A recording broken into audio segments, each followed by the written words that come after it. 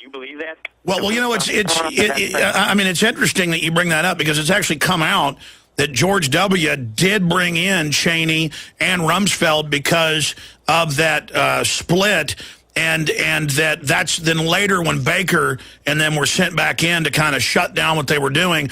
That would go. Was one of the reasons why I got on the phone in the middle when I was in Montana, and I told Baker, I called him up. I said, "What in God's name are you doing, sending out the chairman of the Republican Party, who was whatever, very bizarre and unusual in his orientations, and talking about abortion?" And I said, "Get rid of these guys. And what are you doing with Cheney and Rumsfeld?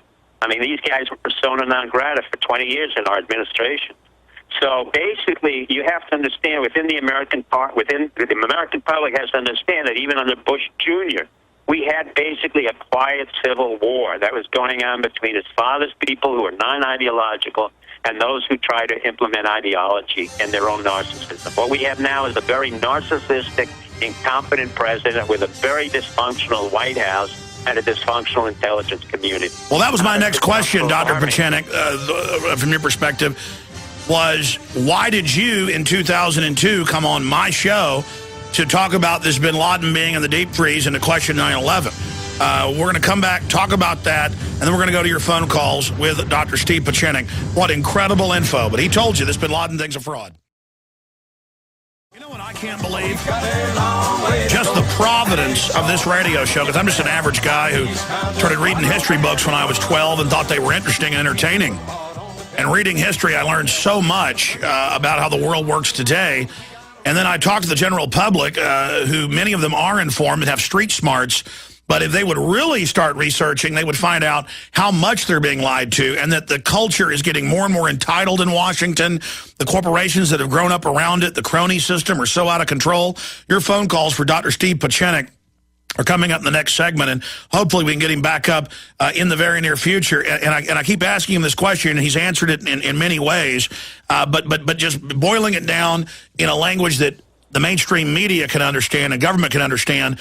Why would they do something that is so cartoonishly satirical where, and I'm not just saying this to make it come true because I was pretty depressed yesterday, but now the tables are turning. It is exploding in their face. I mean, it's almost more scary, Doctor, that you're probably right, that they have the power, they have the control, so they're able to do what they want. They think they're smart, but at the end of the day, they're making a lot of things that look like big mistakes as the Republic slides towards collapse. So why? During the break, I said, so you're saying they just did this to make Obama look good? And you said, no, to make him survive. It's about the word that you want to use right now, the key word that it did all of this psyops resurrection of Osama bin Laden, which is a joke and a sick joke and a cynical joke on the American public, treating them as if we were stupid, is desperation. They are so desperate to make Obama viable, to negate the fact that he may not have been born here, any questions about his backgrounds, any irregularities about his backgrounds, to make him look assertive, to make sure that Gates goes out in a clean sweep and that he's done what he's done. This is a good man, Gates, and bringing in a man who is questionably qualified to be Secretary of Defense, who is questionably qualified to be CIA Director, Panetta, to bring in a whole other staff that really has not been very effective, and to reelect this president again so the American public can be duped once again after we've been duped by Bush Jr. and Clinton. The point is they've underestimated the American public. Again, you can thank David Axelrod of the White House, this very self-aggrandizing, very pretentious man who thinks he understands the American public as he polls them every minute.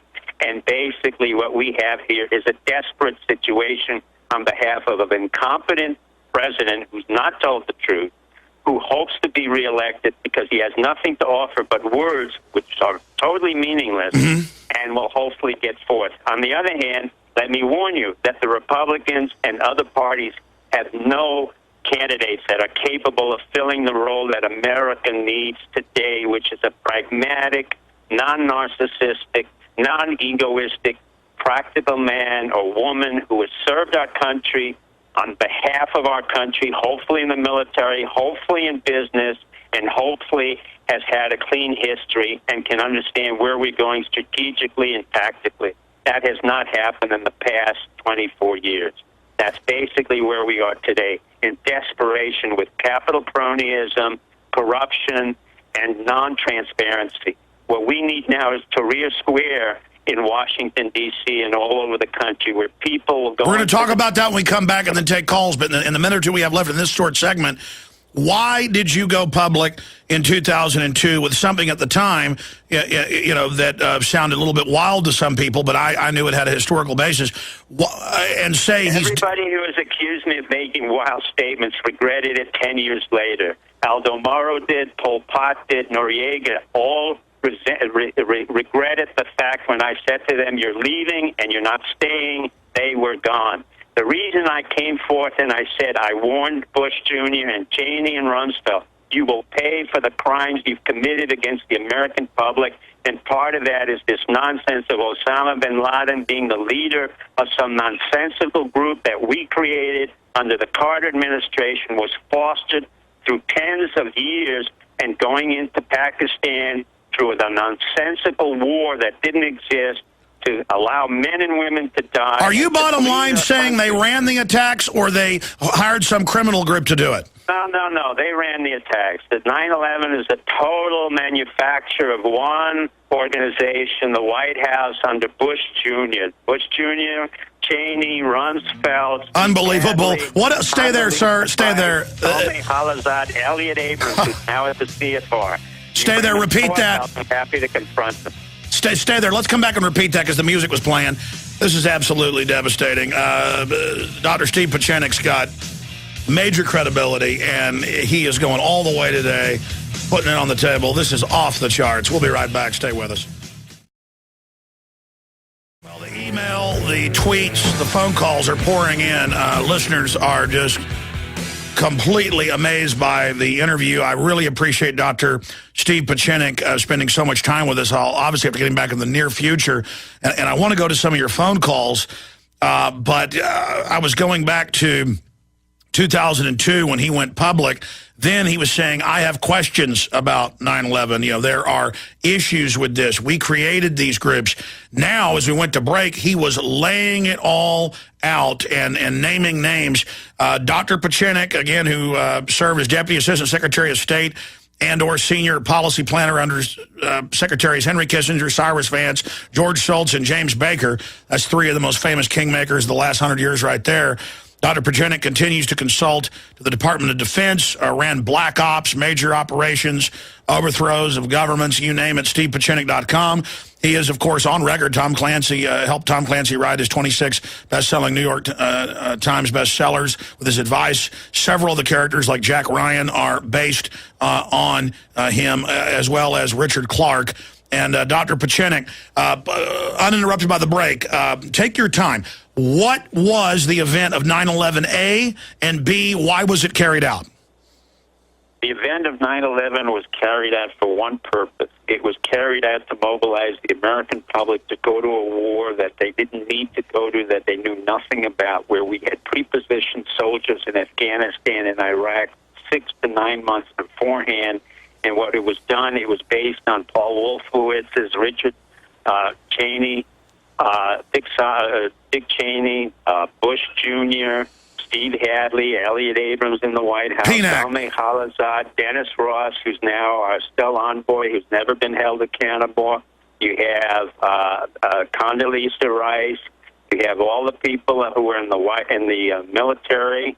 Particularly the Air Force generals who were involved. They can deny it any much they want, but I have a whole list of names. They know who they are. And the intel, the CIA operatives who worked under SOLIC, Special Operations Low Intensity Conflict, were all involved in what's called a stand-down, a false flag operation in order to mobilize the American public on the false pretense that we were attacked by Al-Qaeda and Osama bin Laden, which was an absolute unmitigated lie. It was told to me, even by the general on the staff of Wolfowitz, I will go in front of a federal committee and swear on perjury who the name was of the individual so that we could break it open. I was furious. I knew it had happened. I taught stand down and false flag operations at the National War College. I taught it with all my operatives, so I knew exactly what was done to the American public. Believe it or not, I had worked on George Bush Jr.'s campaign with Bob Zellick, not with the Vulcans, but with Bob Zellick in order to work against Gore, which I regret today because I had been loyal to his father.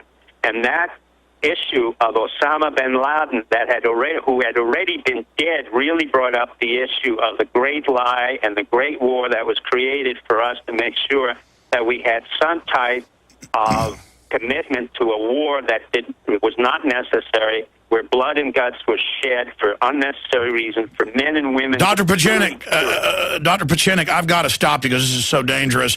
I believe this is the first time you've gone this far. And when the D.C. madam was on my show, and she was trying to tell me during the break names of people, and I said, I don't want to know this. You've got to go public with this, or you're going to end up, committing arkancide. And obviously, you're a tough guy. You're not worried about that. But I mean, no, I don't think so. Well, do you want to go ahead? Who I mentioned understands that we all have a mutual, let's say, a mutual deterrent relationship. It's not going to be to their benefit. No, I understand, but I mean, you don't want to then say the name of the general. The general who swore to me? I'm not. No, I will do that in the federal court so that we can unravel this legally, not with the stupid 9/11 commission that was absurd. That was the most absurd thing I had heard. That's why I came on your show, Alex. One of the reasons when I went on the shows like Chris Matthews, CNN, all of that nonsense, is they wanted me to say certain things, and Matthews had no idea what we were talking about. And going to Iraq at the time, you had all these anchormen and basically pretty boys up there. Yeah, I've met some of these people. They are like children. I'm not even saying I'm... The children. They had no idea whether I was a deputy assistant secretary or what that meant. All they wanted me to do was to give sound bites, and I said I refused. Then they asked, basically. So I found you by chance, and I said, you know what? I heard your show. I thought you were extremely bright. This is not flattery, as we talked about. And I was more than grateful to be on your show. When I went on your show and I told you Osama bin Laden was dead in 2002, I wasn't hypothesizing. I knew it because he had Marfan syndrome. I knew the CIA had investigated, had treated him in a Dubai hospital, an American hospital. They can deny anything they want. That's all they do.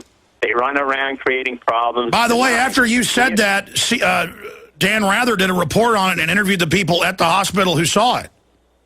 Oh, they did. I didn't even see that with Dan Rather. But my point is, you still maintained your credibility, and because 10 years later, 9 years later, you mentioned my name, I was stunned. I had no idea because I was working on another company. I'm basically an entrepreneur who volunteers my time for the military to help them out. And basically, as an American, I said, I'm sick of this. And I went back on your show to say, this is disgusting.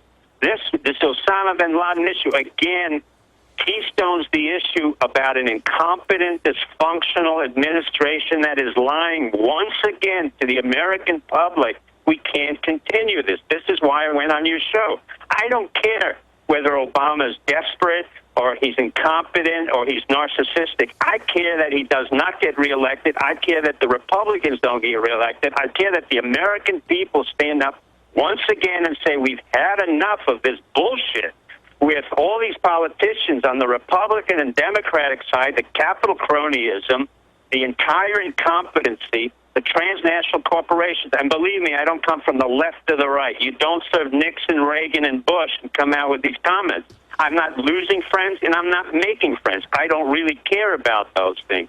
I do care that as an American, don't mess with me. You can imagine the real word I wanted to use. No, I understand. Did you hear my story about... Or don't mess with any of my people in America. That's it. And the politicians think they can mess with You're not their slave, and you hate seeing America being gutted by crony capitalists. You got it. Not only crony capitalists, but despicable lies and manipulation. Did you hear my story about Lionel Chetwin, the White House media head for propaganda? Oh, it's absurd. I mean, it's absurd. You need a White House. Think about it for a moment, Alex George. You need somebody to come out and talk, to say, to interpret to a bunch of what? Sycophants and reporters in the day of the Internet? What do you have reporters there for? To translate on a piece of paper what you were taking? I mean, think of the notion of the newspaper now. It makes no sense, Alex. Well, it's an arcane concept. my point is they all think they're a bunch of gangsters because there I am about to go on a TV show. I'm in the bathroom. Here comes Lionel Chetwin, who made the made-for-TV movie about Bush being a hero on 9/11, and he came over like a gangster and started getting in my face going, we're going to effing get you. And as soon as I bowed up to him, he almost urinated on himself and ran out of the room. I'm saying these are the type of people. I mean, if you're going to threaten somebody in a bathroom, you better be ready. I mean, do you see what I'm saying?